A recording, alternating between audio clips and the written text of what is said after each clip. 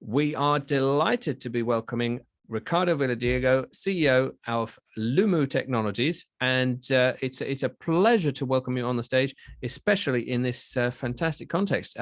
What are we going to be talking about today? Hello, Fanny. Hi, how are you? It's a great pleasure to be here.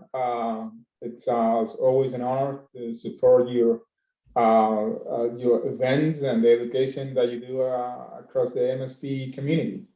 We're going to be talking about operating cybersecurity as an MSP, and I think it's a great segue into the previous panel. Let me see if I turn on my camera here so that you guys can see me better. Okay. There you are. Fantastic. All right. So is it good to start? Oh yeah, absolutely. You have the floor. Cool, outstanding. All right, thank you all. Good afternoon in Arizona. It's glad to be here. And as I was mentioning, we're gonna be speaking about how to operate cybersecurity as an MSP. And I think the previous panel was interesting because regardless of what is the approach that you decide to follow, if an incident is impacting you or any of your customers, at the end of the day, you as an MSP are going to be affected, whether because you are handling their cybersecurity or because you have to help them recover from the cyber incident that they suffer. So it is impossible to escape the cybersecurity problem in a world that's growing deeply connected. That's kind of the first advice that I will give you. It is impossible to escape the cybersecurity problem as the ecosystem grows connected and your customers grows connected. Now let's go into why this is becoming a harder truth and why the small businesses are becoming a growing target. The main reason why these are facts, is that 40% of small businesses have faced a severe attack in the last year. And typically it takes them between 6 to 8 hours to recover from that incident. That's the reality. Along those hours, the MSP that's helping them is suffering also a significant disruption because you have to allocate resources to that customer that is recovering from the incident.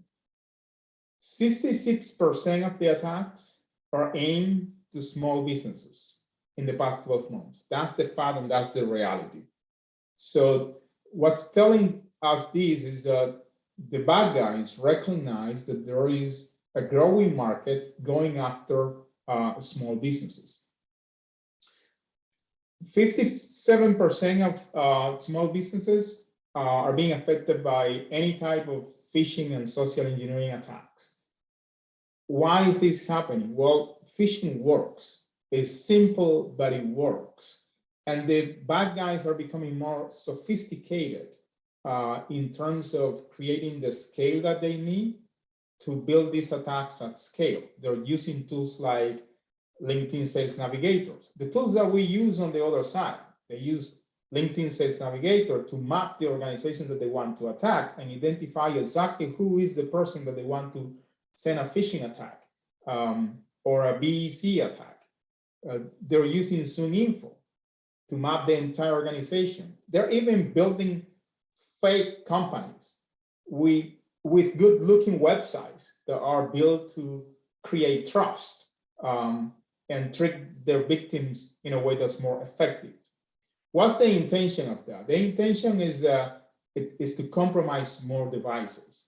It's to get the end users to trust in their attacks, get them to click and compromise those devices. And through a device's compromise, they can monetize that device using other techniques like crypto mining or relaying that device to send additional attacks and other phishing attacks to their customers, or you send general spam, while they find an adversarial group that's interested in other types of monetization like ransomware and others.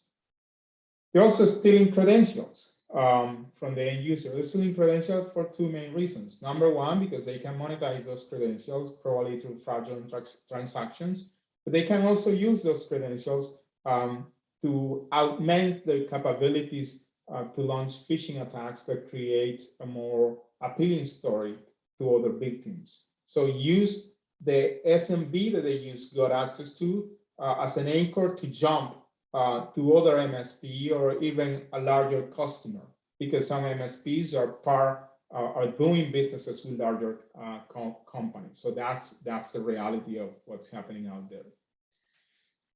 Now let's look at the difference in perceptions between SMBs and MSPs, right? When it comes to ransomware. And this is part of a study that we did last quarter that's named the Ransomware Flashcard 2022. We do that study every year, and the intention is to understand how the threat is growing, how the threat is changing, how the dynamics of the threats is changing. And the first one that I like to highlight here is the perception of ransomware between the SMBs, so your customers, and the MSP yourself. And the perception is even with the growing awareness of this problem and the administration of President Biden announcing an advice in March about the growing problem of ransomware, the SMBs, their concern about that problem is only 30% versus that concern when we survey the MSP directly, it's close to 90%. What is that different? Why? How do we explain that? Well, it's simple. The SMB relies on the third party, outsource their IT to the third party, so they trust that the third party somehow is helping them to navigate that threat. The MSP knows more about the problem and understand that if they get hit, a lot of their customers are going to suffer disruption. So that's kind of the explanation of that different in perception between the SMBs and the MSPs. And the reality is, like I said before, 43% of the attacks are being, in the cases of ransomware, being targeted to small and medium business. That has to do a lot with the level of automation and sophistication that the ransomware guns have been built to massively attack markets. That's something that it's very interesting to see, is how they are investing in research and development to be very effective at attacking markets at scale. And there are weekends where hundreds of companies are affected by a single ransomware incident. Now let's go into why small businesses are a target. Well, it's known that typically SMBs have less protection than large customers. Now the economics of the attacks are such that if there's no automation on the bad side, on the adversarial side, it's hard to do this effectively because there are so many small businesses. But when you get the level of automation that is now being built into these attacks, it is effective to attack millions of companies effectively and obtain small profits through a large customer base. That's what's happening, and that's what we see when we analyze the county leaks and all the chats that have been exchanged between the bad actors. That's what we see the actors moving in a way that they automate significantly. They create additional partnerships with threat actors to affect, to cause a bigger harm in the market. Now, how do we go from here? And I want to make a reflection here and share 5 best practices that I recommend to all SMBs, MSPs, MSSPs, and enterprise customers. Number one is to operationalize existing frameworks. And there is someone was speaking before about the Mitre attack matrix framework. There's a lot of data. One of the things that I love that framework because it maps all the different adversarial techniques that exists out there. So we don't need to research that. That data is out there to our disposal to consume that data and start building strategies in how we defend our organization. So number one, operationalize existing frameworks. Prioritize tools that help you to build that level of operationalization. Number two is to advocate for tools that empower your team. At the end of the day, the analysts are going to be there defending or helping you to defend your organization and your customers. And the best that you can do is provide them with the tools that help them to do their job easier. That's number two. Number three is to use internal signals first. In cybersecurity, there is a lot of noise, and we're always fighting for that new threat intel data, that new tool that is going to help me to do my job better when I have time, which is never, because I'm busy on the day-to-day activities. And there's data that it's already being generated by your networks and the networks of your customers. That data produces vast amount of information about the level of compromise that your network or your networks, your customers' networks have. Understanding that helps you to be more decisive of protecting your company and protecting your customers' networks. Put threat intel to work. What I was saying before, get all this threat intel, but then operationalizing that threat intel is hard. So buy a tool or deploy a tool that helps you to do that operationalization at scale, so that you don't need to do manual processes, so that you optimize the time of your team. Number five, and this is very, very important, and I am a big fan of that, is mitigation and remediation. Don't skip either. I am a cybersecurity operator, and I often find cases in which my counterpart is saying to me, that's a false positive because the firewall is blocking that contact. Well, my answer to that is, well, the contact shouldn't have happened in the first place. It is good that the firewall is blocking that. It is good that the EDR is blocking that, but let's go and find the root cause of why that contact was triggered in the first place. Because if it was triggered, it's because the bad guy somehow is forcing those devices to behave that way. And that's the remediation. Mitigation is good. It's definitely a step in the incident handling process, but we have to go to the bottom of the problem and remediate those instances of devices attempting to contact adversarial network. Now, from here, I'm going to go into the vision of Lumu and why we believe that companies of all sizes have the ability to operate cybersecurity proficiently.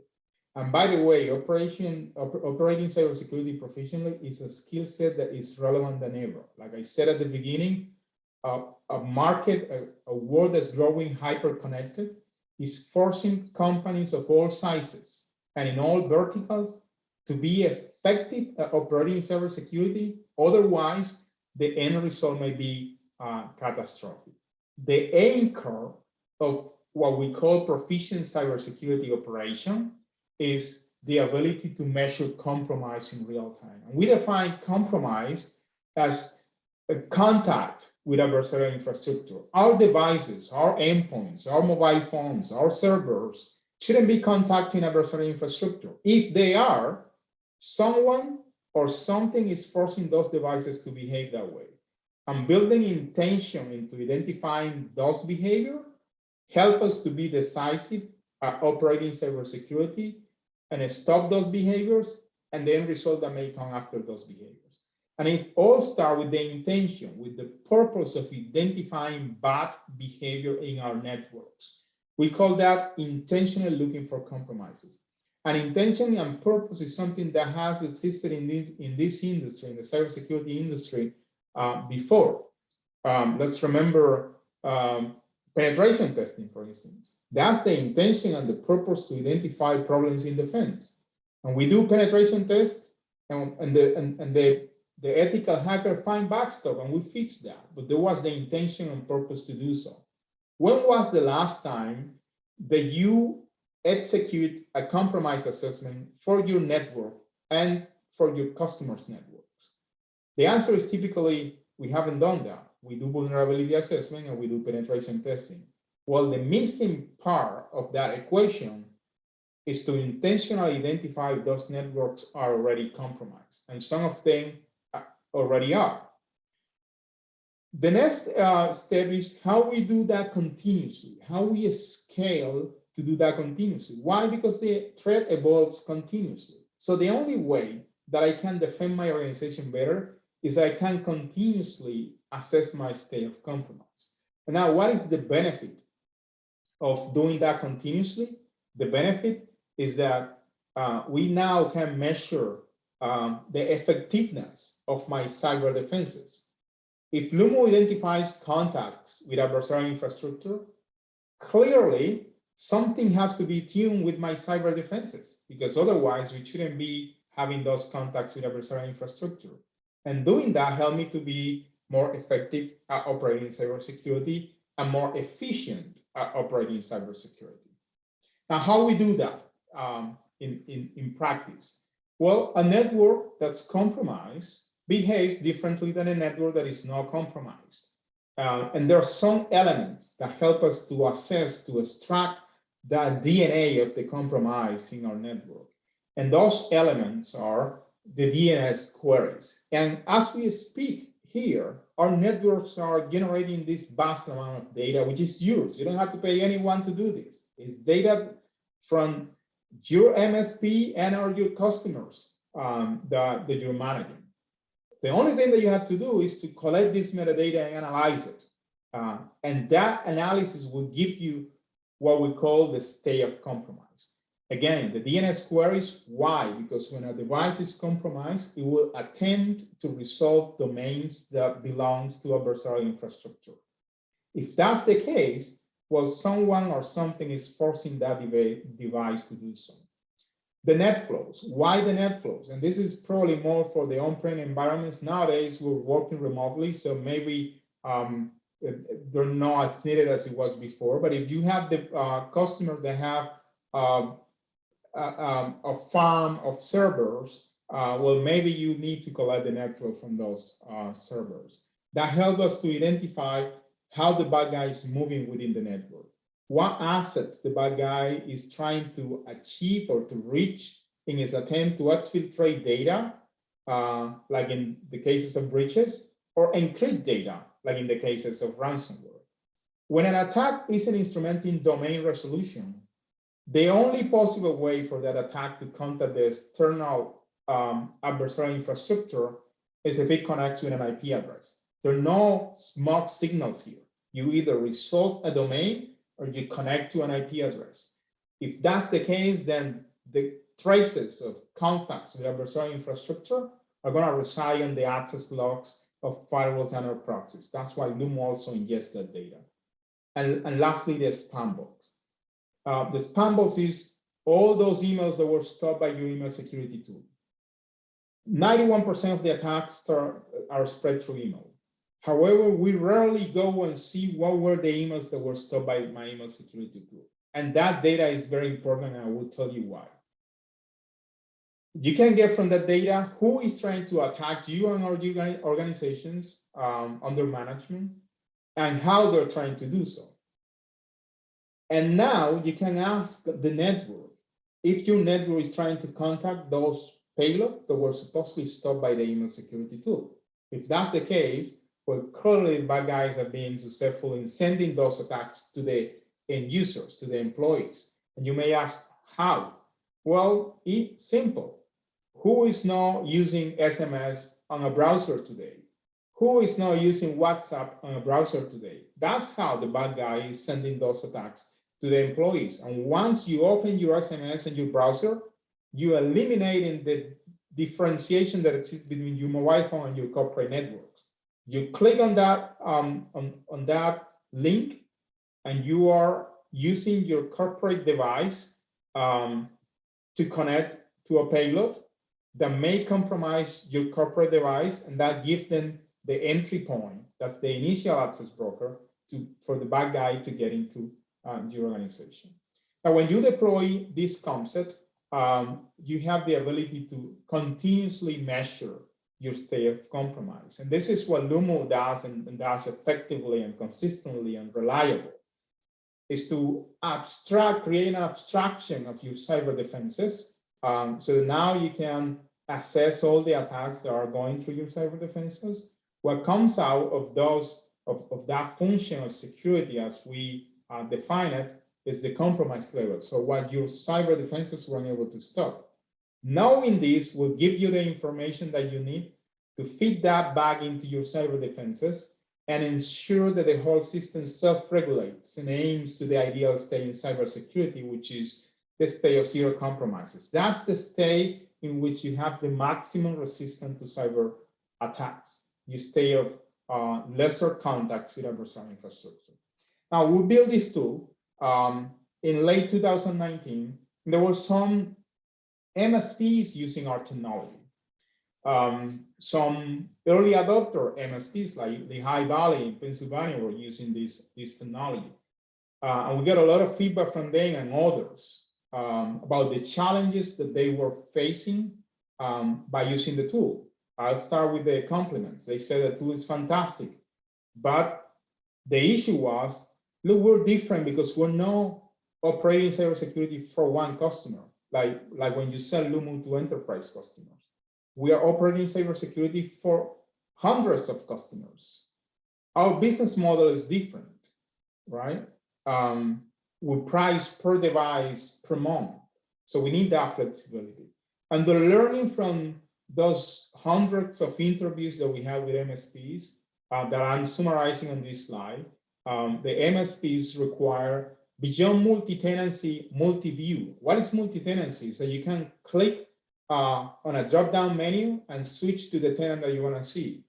Well, that it's good, but it's not as good as if you have multi-view. In one screen, you see everything that's happening across all the customers that you have under management. That's multi-view. The other thing that they complain a lot was that cybersecurity vendors tend to think that our day-to-day is in their tools, like it is mainly the case in the enterprise market. The cybersecurity team is spending their time on the cybersecurity tools. Well, that's not the case in the MSP market. Our day-to-day is in the ITSM or the RMM. We need somehow that the cybersecurity tools connect with the ITSM, so that from the ITSM, we get a view of everything that's happening across the multiple customers that we have under management. The MSP suffer from portal fatigue. So when I find something, I need to log into portal 1, portal 2, portal 3 to assess the entire situation. That's something that fits with the concept of multi-view. The pricing on the enterprise market doesn't apply to the pricing on the MSP market. It's the traditional model in the MSP market is per device, per month, no long contracts. And there has to be a way to assess the gap of the current cyber defenses in place, a tool that helped me to do so. And definitely Lumu had those capabilities, but how I do that at scale when I'm managing multiple customers. And then the deployment typically on the enterprise market is complex. We need the MSPs were telling to us, we need a deployment model that's simpler, that we can control from one single user interface. With that learning, we built Proficient management from a single view. We build what we call Lumu for MSPs. And if you go to the Discord channel, there may be a link there where you can request access to that tool.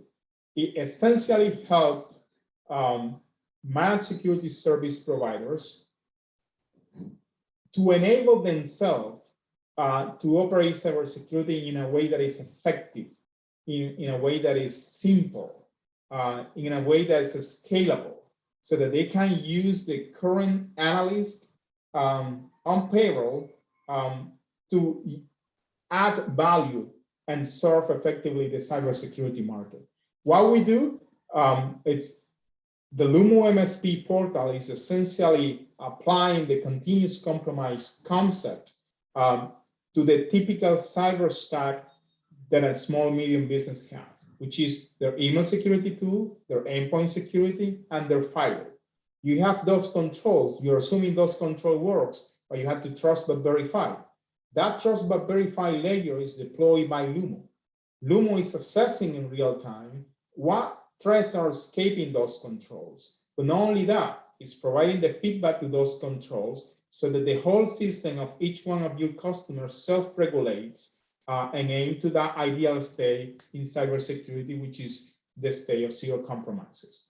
A couple key features that we implement in this offering, exclusively designed for MSPs, are inspired by our learning from the MSP market.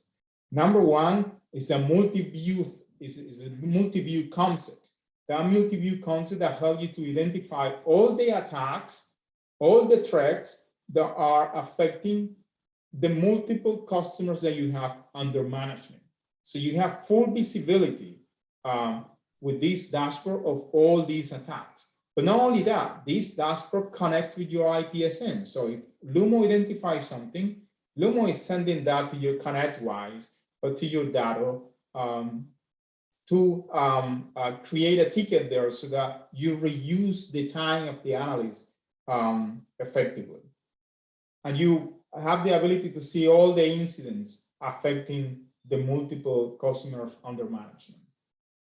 There's some additional MSP-centric features that were requested during this process of understanding how a security tool can benefit significantly the MSP market.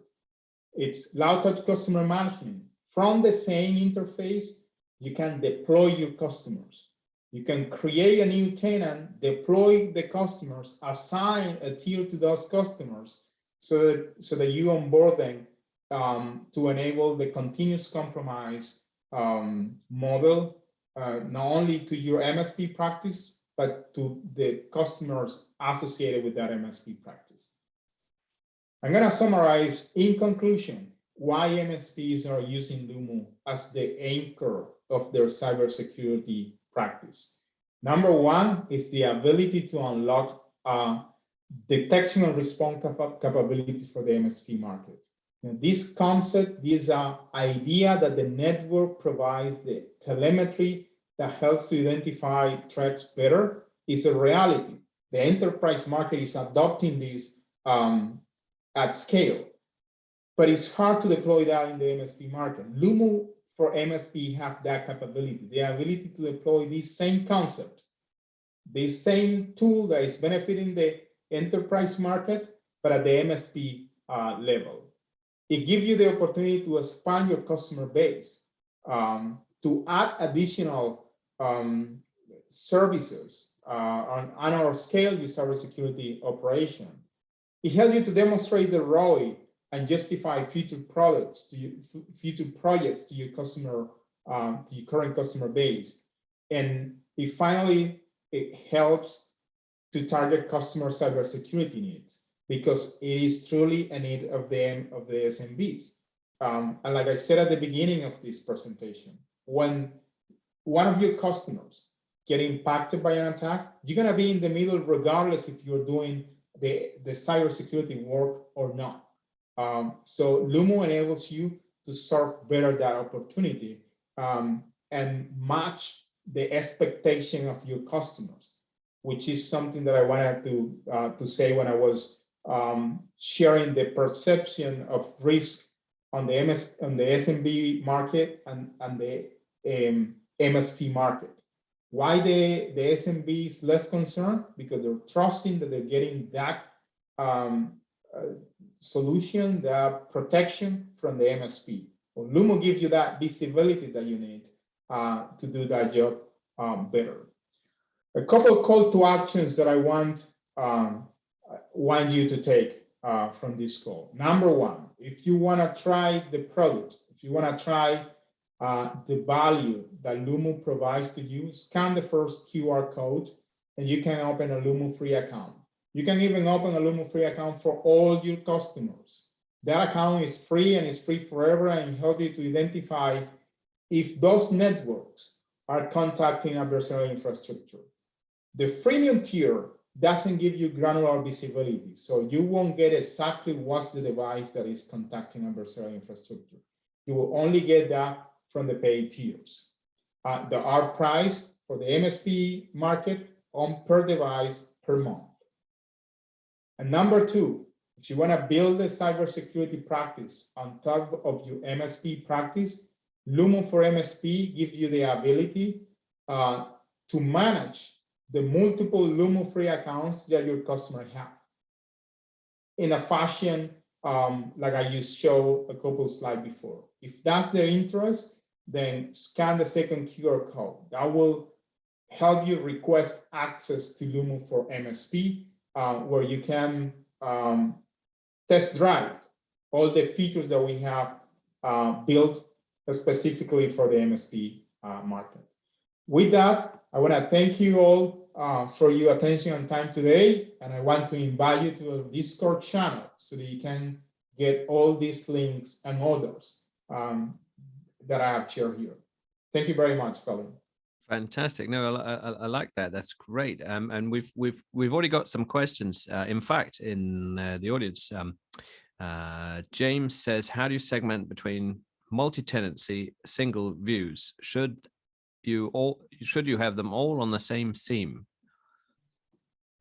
The answer is yes. We have multi-tenancy and multi-view in the same view. So our MSP product, our MSP offering, allows MSPs to see all the multiple customers on the same view without the need to click and select a tenant. Now, MSPs also have the ability, because they have multiple analysts, they have the ability to decide what analysts have access to what customers, so that it makes the workloads more effective for them. I like that. Yeah, no, that makes sense. Elio says, "Good talk, questions," and I suppose it's divided into three parts. What about well poisoning? What about triggering a DDoS by traffic injection? How do you deal with stenography and traffic tunneling?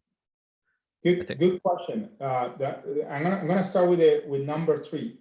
The process of assessment compromise using network metadata is very effective, because we don't have to go and review the packets. We only get the contents of the packet, the envelope information of the packet. You know, doing an analogy with a letter, we don't see what's in the letter. We see only the packets. And Bruce Nair, in a book that he wrote a couple of years ago, he said, if you have enough metadata of anything, you can assess that, right? You can assess what's bad about that conversation without even taking a look at the content of the conversation. So we tackle steganography and traffic tunneling. Those attacks are coming from adversarial infrastructure, regardless, right? So if the metadata is telling us that an asset is contacting adversarial infrastructure, it could be a steganography, it could be DOS, it could be for scanning, it could be whatever. That is a communication that you have not happened in your organization. That's kind of the approach that we have deployed. No, I like that, and I can see Maria's also chatting with Elio on Discord as well. And Elio responds, "These days, your infrastructure is attacker infrastructure." So yes. It could be the case. It could be the case that your infrastructure somehow has been owned by the adversary, and now is part of that. And to tackle about that in a way, we deploy something that we call that we name playback. Cybersecurity tends to live in the present. So you assess the adversarial infrastructure that you know today. But what if 2 months in the future, it's known that your infrastructure is part of the attacker's infrastructure? Well, now that information, we play that information back into the network metadata that we have collected for a customer, like supply chain attacks that Elio is highlighting in the chat. And that is something that we have been using to help MSPs and customers to be effective of deploying if they network in the past are contacting infrastructure that today we know is bad. That helps to reduce what the industry calls the dwell time, and it helps to be more effective at operating cybersecurity.